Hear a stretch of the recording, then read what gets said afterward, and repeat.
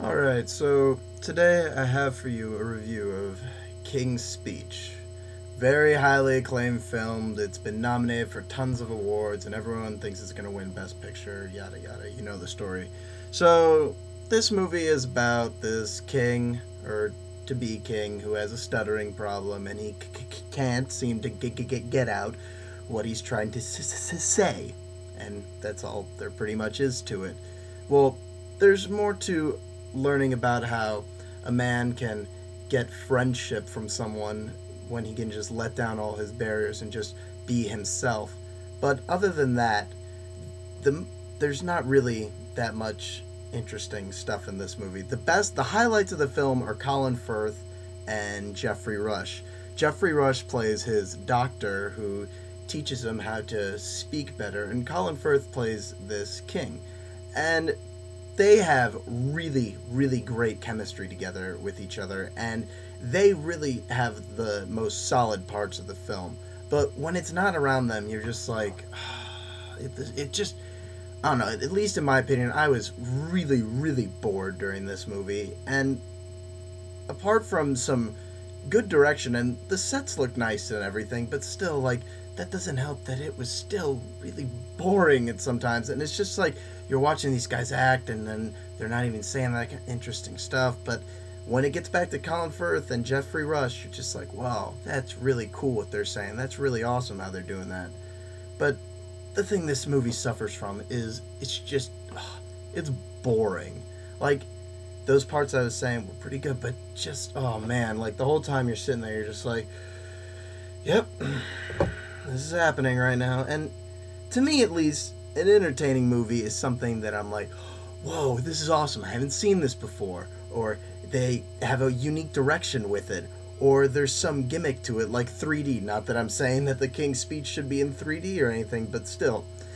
An entertaining movie, it keeps my attention and it makes me want to know, like, ooh, where's this going to go, you know? How is this going to get along? But this movie has literally, like, the most predictable plot ever. And once it gets to the end, it's, like, really anticlimactic. You're like, oh. Yeah, I mean, it gets, like, right from the beginning, which starts out really, really strong, and then you know, like, wow, he's gonna have to do something super awesome at the end, and then it gets there, and just, it just happens, and I just wasn't impressed with it, and I mean, this is the kind of stuff that the Oscar crowd is just gonna go gaga for. This is made for them. It has the three B's. It's British, it's biographical, and it's boring. It's a thing that they love. It's very, very dry, and it's just watching like this very linear story just happen in front of you, and it's exactly what you expect. I have no idea why this is getting all the attention that it is, because, at least in my mind, totally does not deserve it. Like, when I watch it, because the most important thing about a movie is it's there to entertain you. Because you're taking time out of your life to watch something to make you happy. And that's why when you know a movie sucks, you won't go see it. But when you know a movie's good, you're like, whoa, this will be a good way to spend my time. I will be totally entertained by this.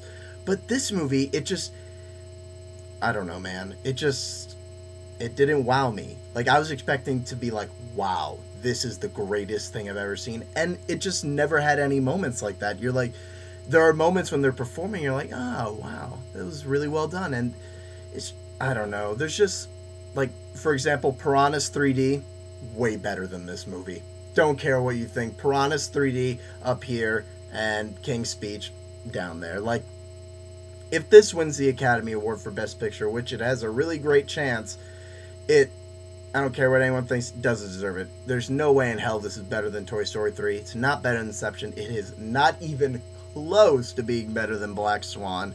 It's not better than True Grit either. I haven't seen 127 Hours, but I doubt that this movie is better than that. This is an old person's awesome movie, I guess you could say. But other than that, I mean, it's definitely worth watching, but this is like a rental to me. Like, I mean, go out and see it in theaters, and I guess you could be entertained, but the thing is, a good movie, once again, to me, is something you can rewatch over and over again. And this movie, I never want to see this ever again.